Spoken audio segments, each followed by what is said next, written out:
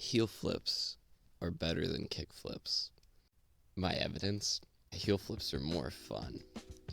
You know, they just kind of feel better to do.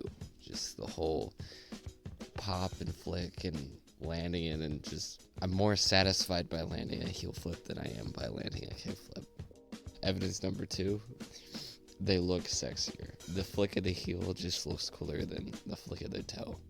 You know, whenever you kick out, just heel flips just look cooler overall. You also get, steez points for doing them.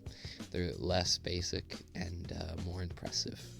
You know, not everyone can do a heel flip, but a whole lot of people can do a kick flip.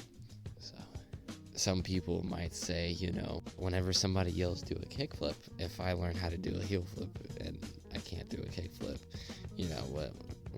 what's gonna happen, And the logical reasoning is that A, you should probably know how to do a kickflip anyway.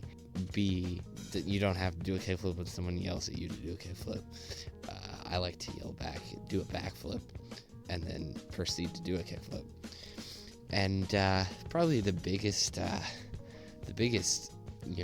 counter evidence to this argument is most people can't tell the difference. Most people could care less about it. Another argument people make for why they like head flips more is that heel flips are harder, and my response to that is that's the whole point.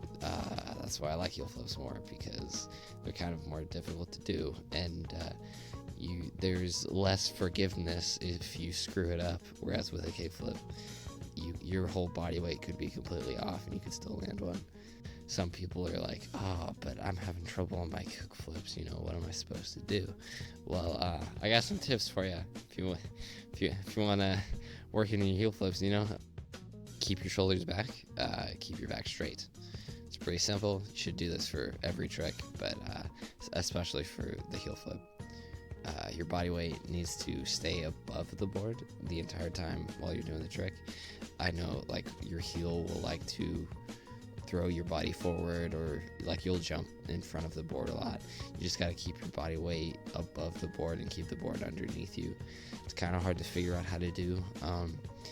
Unlike a kickflip, there's little forgiveness if your weight is even slightly off where it should be, so make sure your weight's all in the right place.